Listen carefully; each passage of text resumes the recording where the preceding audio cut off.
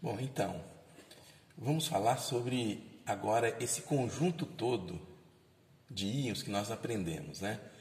Então, nós isoladamente aprendemos reações de sódio, potássio e amônio e de todos os ânions que nós vimos aí, os mais usuais. Carbonato, sulfato, incluímos o sulfito nesse elenco, cloreto, brometo, iodeto, nitrito e nitrato. E aí o meu problema é o seguinte: e se eu tiver uma mistura contendo todos eles? Como é que eu faço para identificar cada um deles? Existe interferência de um no outro? Eu posso montar uma amostra contendo todos eles coexistindo no mesmo sistema? Essa é uma pergunta. Tá? Então, veja, nós já gravamos os vídeos para cada um deles. Agora o problema é exatamente esse agora. Então, uma amostra desconhecida contendo todas essas espécies, por exemplo, preparei uma amostra aqui, ó, amostra 25, que eu numerei como 25, e eu tenho uma amostra 12 aqui, ó, numerada como 12. Duas amostras sólidas que pode conter todo esse elenco de íons. Minha pergunta é: estão todos presentes aqui ou só alguns? Como é que eu faço para essa identificação? Então, a primeira resposta que eu tenho que dar é a seguinte: olhando para esse elenco de íons, eu não consigo preparar uma amostra contendo todos eles sem ter interferência. Pelo caráter redox, nós até colocamos próximo um do outro aqui, ó, nitrito e nitrato, nitrito e iodeto. Eu não conseguiria preparar uma amostra contendo iodeto e nitrito sem ter problemas durante a análise. Eu até posso fazer isso. Imagina se eu pegar iodeto de potássio e nitrito de sódio. Então, ó, tenho aqui iodeto e tenho nitrito. Então, vamos preparar uma amostra que tivesse os dois. Vou pegar um tubo de ensaio e vou adicionar um pouco do nitrito, pequena quantidade de nitrito. Está aqui o nitrito. E vou colocar uma pequena quantidade do iodeto. Então, iodeto de potássio junto com o nitrito. Os dois juntos. Então, observe que os dois estão aqui, ó, eu vou agitar, vou misturar esses dois íons, tá certo? E misturando, eu não vejo nada. A princípio não ficou amarelo, não mudou nada a coloração da solução. Continua do mesmo jeito. O grande problema é que durante a análise, tem alguns testes que nós vamos ter que fazer. Eu vou passar por situações onde eu dissolvo a amostra. Vou testar a solubilidade. Por exemplo, com água. Só que os dois são solúveis, são sais solúveis. Não muda nada, permanece do mesmo jeito. Continua a solução límpida, transparente, incolor, nada mudou.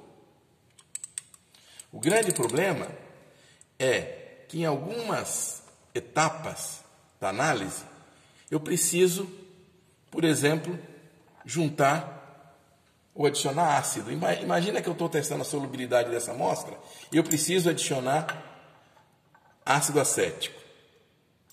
Tá? Ela não foi solúvel, eu tentei dissolver a quente, aproximei o bico de Bunsen, comecei a aquecer, não observei nada, ó, veja, não mudou em nada. Continua a solução límpida, transparente e incolor. Mas na hora que eu vou adicionar uma gotinha de ácido, veja o que acontece. Ó. Imediatamente a reação ocorre. Há a formação de iodo. Tá certo? Ou seja, começaram a interagir. Veja que o meio já levemente ácido já foi suficiente para provocar reação entre eles. Tá? Houve a formação já de iodo e o nitrito foi reduzido a NO. Se eu adicionar um pouco de cloroformo, a gente percebe isso. Tá? Formou iodo, a solução ficou de coloração rósea, então está o fundo lá róseo, formou iodo. Então significa dizer, eu não consigo ter uma amostra contendo todas as espécies coexistindo no mesmo sistema sem ter problemas. Ou eu tenho uma amostra contendo tudo menos iodeto, uma amostra contendo tudo menos nitrito. Então essa é a primeira informação que nós podemos obter a partir desse elenco de íons. Tá certo? Então vamos pensar o seguinte, né? Pegamos uma amostra como essa, né? Vamos ter que fazer a análise dela, amostra 25. Vamos chamar de ASP25, a ASP é a minha substância problema, amostra sólida. Olhando para esse elenco, nós observamos que todos os sais que contêm sódio, potássio e amônio com esses ânions são todos sais solúveis. Então a minha amostra, quando eu coloco em água, ela é solúvel. Mas quando eu recebo essa amostra, eu preciso fazer o seguinte: abro o primeiro frasco e vejo se eu consigo ver algumas características do material. Então, olhando para essa amostra, eu já vejo que ela é uma amostra branca. Então, lá dentro já dá para ver que é branca. Essa amostra 25, ela mostra que tem uma parte de material que fica aderido nas paredes. Então, eu vou bater um pouquinho aqui para ver se solta. Ó, não solta, continua o material impregnado nas paredes. Se eu pegar essa amostra 12, olhando para a amostra 12, ó, também é uma amostra branca, porque todos os sais formados com sódio, potássio e amônio com esses ânions formam amostras brancas. Mas nós observamos o seguinte, que diferentemente da amostra 25, ela não tem partículas impregnadas na parede. É uma amostra soltinha, né? Uma amostra que está solta. Ou seja, isso aqui já me dá alguma indicação. Possivelmente, essa daqui não tem íons, ou se tem, está em quantidade pequena, aqueles íons que hidrolisam, que absorvem água de umidade do ambiente. Enquanto que essa outra já tem alguns íons, ou sei lá, uma quantidade maior de algum deles, que interage com a água, por hidrólise. E aí começa a ter a formação de uma amostra umedecida, tá certo? Onde eu tenho partículas aderidas nas paredes. Bom, essa amostra que nós vamos utilizar para avaliação, a primeira coisa que eu preciso fazer é o seguinte: está num frasco, eu tenho que homogeneizar. Então, abro o frasco e posso usar um almofariz com pistilo para homogeneizar. Mas veja o seguinte, a quantidade de amostra não é muito grande. Se eu transferir para aquele almofariz, eu começo a perder a amostra. Por outro lado, se esse almofariz não estiver bem limpinho, também eu vou poder estar perdendo a amostra. Então, a recomendação melhor é a seguinte, é que nós, de posse de um bastão de vidro, eu posso pegar essa minha amostra, abrir o frasco e eu vou homogeneizar com o próprio bastão. Então, vou começar a mexer aqui, ó, esfregar o máximo que eu posso para homogeneizar. Esfregar nas paredes do vidro, dar umas batidas para descer para o fundo, aí depois novamente vou misturar, aí eu estou homogeneizando. Homogeneizei minha amostra. Então a amostra 25 está homogeneizada. E eu tenho que pensar o seguinte na sequência, que essa amostra, para eu poder realizar a análise completa, eu tenho que pensar que eu tenho que dividir pelo menos essa amostra em porções. Dividir para provas prévias, para execução do andamento da análise E uma coisa importante, guardar uma pequena quantidade para repetição. Então eu pego um tubo de ensaio e adiciono uma pequena quantidade dessa amostra sólida para que a gente possa deixá-la como contraprova ou então para executar alguma prova que ficou em dúvida ou para fazer repetições. Essa divisão não precisa ser física. Essa divisão é pelo menos para que a gente possa entender que eu tenho que usar a amostra de forma a deixar a quantidade suficiente para execução das provas prévias. O que são as provas prévias? Testar a solubilidade, o caráter ácido-base, o caráter redox, o comportamento frente a ácido sulfúrico diluído e concentrado. E aí eu tenho uma amostra sólida, onde parte dela eu vou usar para fazer testes com íons, que exige obrigatoriamente amostra sólida, como por exemplo testar carbonato usando o sistema fechado, ou então usar o teste de chama para a identificação de sódio. Então tem que ter não posso usar totalmente a amostra.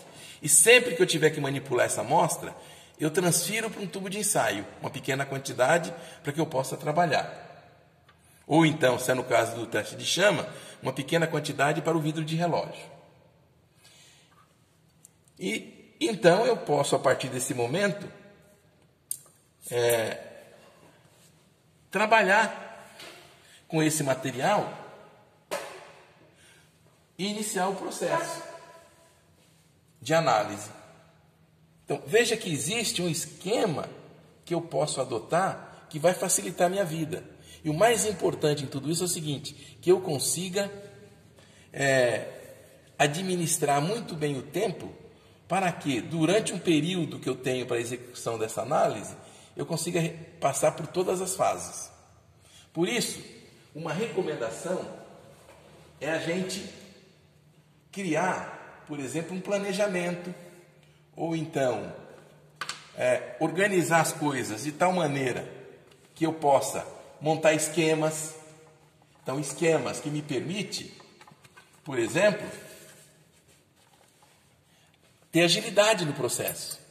Então, se vocês observarem, aqui nesse novo material que eu estou afixando, tem aqui os esquemas montados para as provas prévias.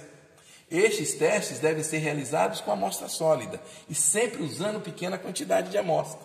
Então eu vou pegar uma quantidade de amostra, vou fazer a solubilização, vou tentar a solubilidade dela em água e em ácido. Se eu não conseguir a solubilizá-la em água a frio ou aquecimento brando, eu vou partir para ácidos, tá certo?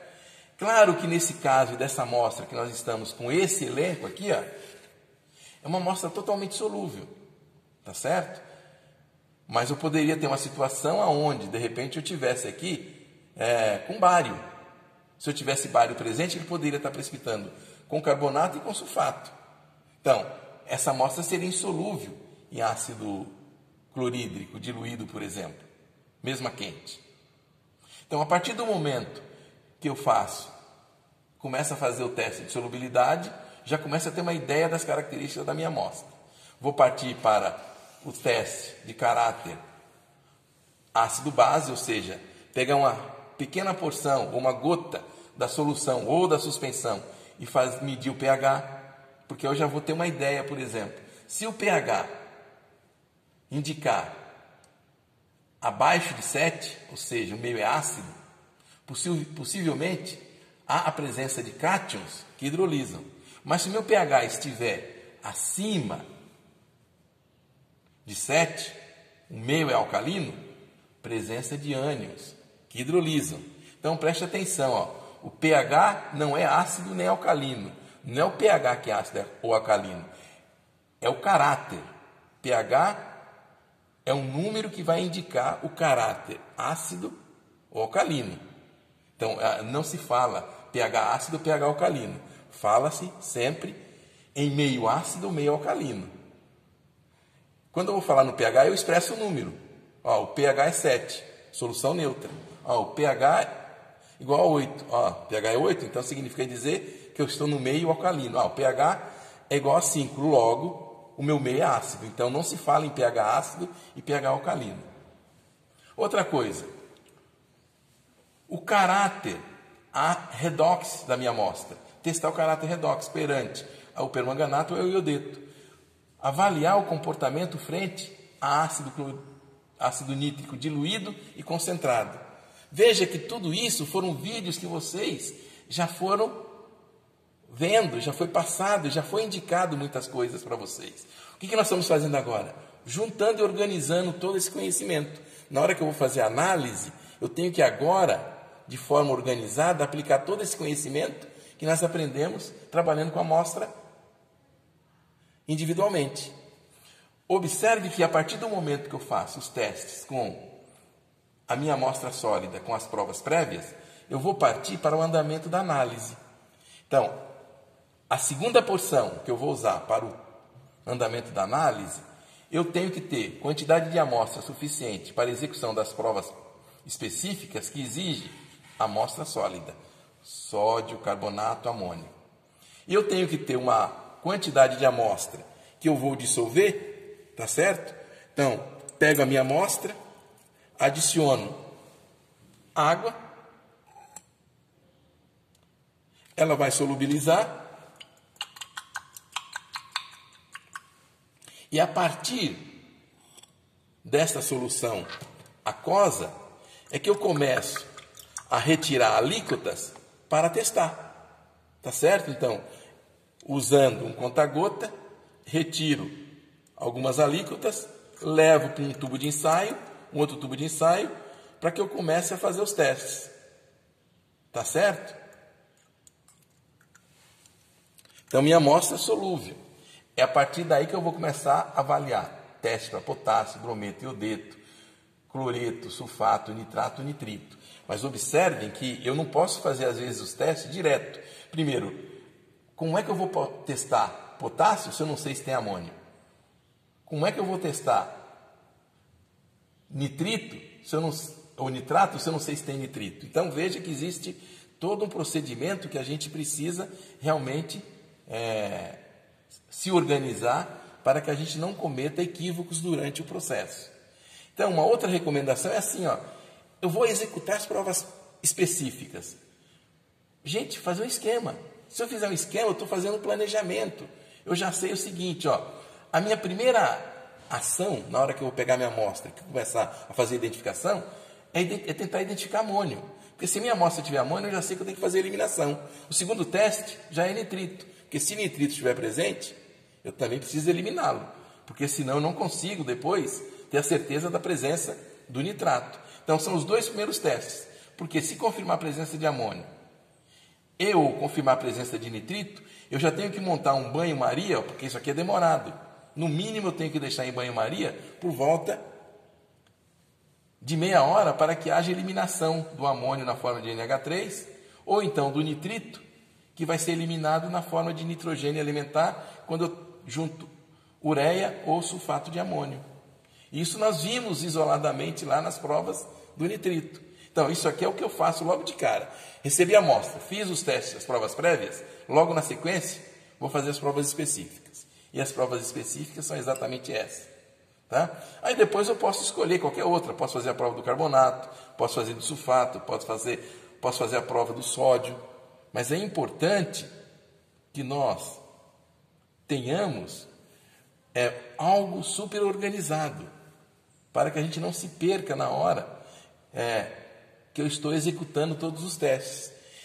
E uma forma da gente não se perder é organizar, por exemplo, uma tabela para anotar os resultados e alguns comentários. Por exemplo, uma tabela onde eu tenho os íons que eu vou identificar e aí dizer da presença sim ou não, se eles estão presentes.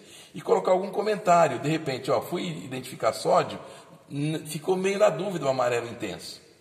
Ou então, não consegui testar potássio mesmo não tendo amônio. Será que ele não estava presente? Então, isso eu tenho que anotar. E outra coisa importante é assim, as características da amostra. Então, minha amostra é sólida, branca, não absorve facilmente água, está bem solta dentro do tubo do frasco de amostra. Tá? É uma amostra que mostrou um caráter ácido quando eu medi o pH da sua solução ou da suspensão. Eu fiz o teste para verificação do caráter redox e só mostrou íons redutores. Só tem a presença de redutores. Então, isso são informações que eu vou deixar de forma sempre organizada, porque ao finalizar a análise, eu já tenho todas as informações. É só agora apontar tudo isso no papel. Então, veja que as coisas, se eu trabalho de maneira organizada, eu ganho muito tempo. Tá certo? Normalmente, quando o pessoal vai fazer uma análise desse tipo, às vezes demora 2 horas e meia, até 4 horas para a execução. E são coisas mais ou menos simples. Se eu deixar tudo organizado, então, meus tubos de ensaio já limpos, já na bancada, deixar os meus frascos, já que eu tenho que trabalhar, por exemplo, o tubo em U já limpo, preparado, o fio de níquel cromo já pronto, limpo, minha bancada organizada, isso aqui acontece de uma maneira muito tranquila, muito fácil, sem a gente se perder. Tá certo? Então, nós vamos fazer o seguinte, vamos trabalhar para tentar fazer a análise dessas duas amostras, a amostra 12 e a amostra 25. Eu vou fazer em paralelo, porque para ver se tem diferença, por exemplo, na presença de um ou outro íon. Vamos dizer que uma delas não tenha um determinado íon, mas a outra tem. Então, pelo menos eu estou comparando ambas, tá certo? Os resultados de ambas as amostras. Vamos ver se a gente consegue gravar, então, os vídeos, né? Mesmo que seja separadamente, de todas as etapas envolvidas na execução de uma análise de uma amostra sólida contendo esse elenco de íons: sódio, potássio, amônio, que é do grupo 5 dos cátions, e mais cloreto, brometo, iodeto, nitrato, nitrito, sulfato. Não vamos incluir sulfito nessa amostra, tá certo? Então, dos ânions é cloreto, brometo, iodeto, carbonato, nitrito, nitrato e sulfato. Não teremos sulfito nessa amostra. Tudo bem? Então, vamos iniciar o nosso trabalho agora com essas duas amostras.